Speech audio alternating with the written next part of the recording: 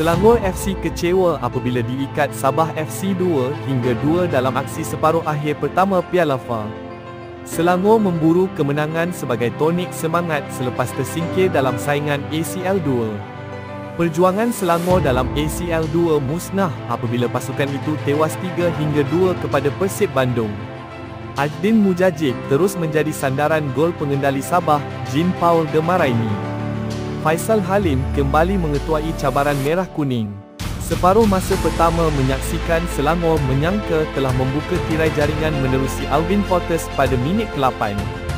Walau bagaimanapun, bekas pemain Ratchaburi itu hampa apabila golnya dibatalkan atas kesalahan offside. Sebaliknya, Sabah yang meraih gol pendahuluan menerusi Mujajik pada minit ke-13. Meskipun berjaya menepis percubaan awal penyerang Bosnia-Herzegovina itu, Izan Nazrul gagal menyekat percubaan kali kedua Mujajik. Kem Selangor menyangka mereka telah meraih gol penyamaan pada minit ke-18 menerusi Fortes. Fortes sekali lagi hampa kerana golnya dibatalkan atas kesalahan offside.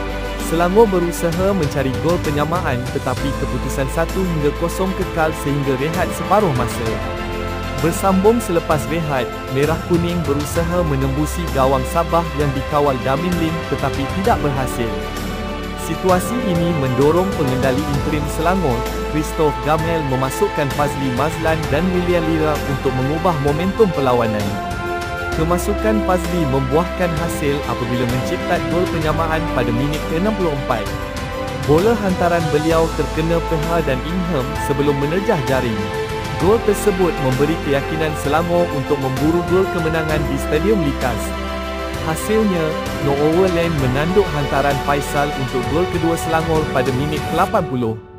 Tatkala Selangor menyangka kemenangan dalam tangan, Mujajik memastikan kedua-dua pasukan terikat 2 hingga 2 pada minit ke-90. Justeru, aksi timbal balik pada 30 November dilihat penentu siapa bakal mara ke final. Selepas ini, Merah Kuning akan menentang Kelantan The Real Warriors FC, KTRW FC, pada 22 November.